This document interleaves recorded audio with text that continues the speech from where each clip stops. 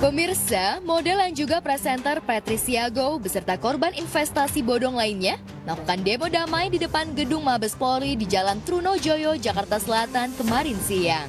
Dalam aksi tersebut, Patricia dan para korban lainnya menuntut keadilan atas kasus investasi bodong yang melakukan penggalangan dana dengan berkedok koperasi yang dilakukan salah satu perusahaan sekuritas ternama. Dalam peristiwa tersebut, Patricia mengaku mengalami kerugian mencapai 2 miliar rupiah. Namun perusahaan tersebut hanya mengembalikan 15% kerugian yang dialami anggota. Saya hadir ke sini itu karena perwakilan juga dari para teman-teman korban kasus koperasi Indosuria. Karena saya juga salah satu yang menjadi korban. Kalau aku sendiri 2M gitu, tapi aku sudah dibalikan 30%. Saya sudah dibalikan 15%. Dalam aksi tersebut, mereka juga menuntut agar pihak kepolisian dan kejaksaan menyeret para pelaku dan pimpinan perusahaan tersebut ke meja hijau.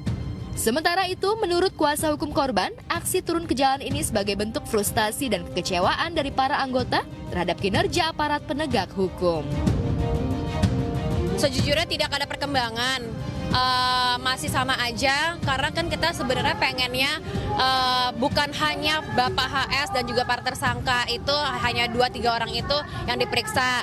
Kita pengen banget nih keluarga-keluarganya juga diperiksa seperti kasusnya Indra Kents yang benar-benar diusut sampai ke keluarganya, ke mertuanya dan segala macam. Mungkin aku lebih pengennya gini sih, aku pengennya tuh benar-benar diperiksa gitu loh. Masa kita uang 14T hilang terus dia nggak maksudnya udah bebas gitu aja.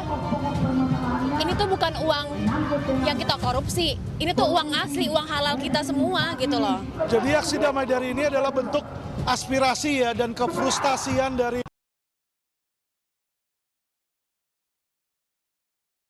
para korban investasi bodong di Indonesia. Kecewa sebenarnya dengan aparat penegak hukum. Kenapa? Aparat penegak hukum contoh dari kepolisian ya.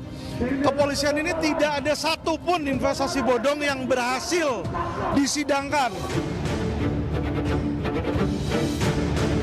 Apa yang dialami Patricia tidaklah sendirian.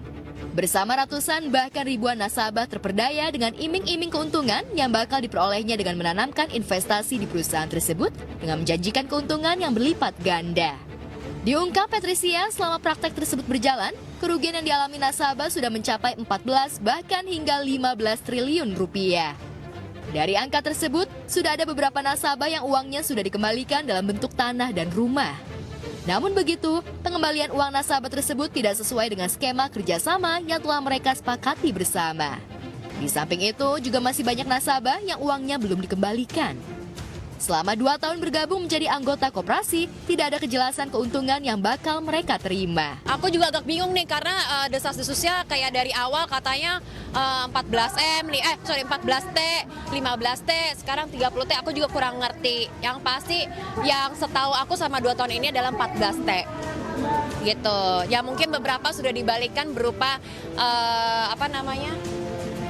tanah atau enggak rumah, tapi memang skemanya itu tuh benar-benar nggak fair gitu. Misalnya kayak aku nih 2M gitu ya, aku mau ngambil tanah senilai 2M, aku harus tambahin lagi 2M. Pokoknya aku harus penambahan, jadi aku harus ngambil 4M tanah. Jadi 2M duit aku yang ada di mereka dan aku harus keluarin lagi duit aku sendiri 2M untuk mendapatkan satu tanah itu. Lucu kan? Lah kita udah kehilangan uang, masa disuruh keluarin uang lagi ya kan? Kan sedih ya kan?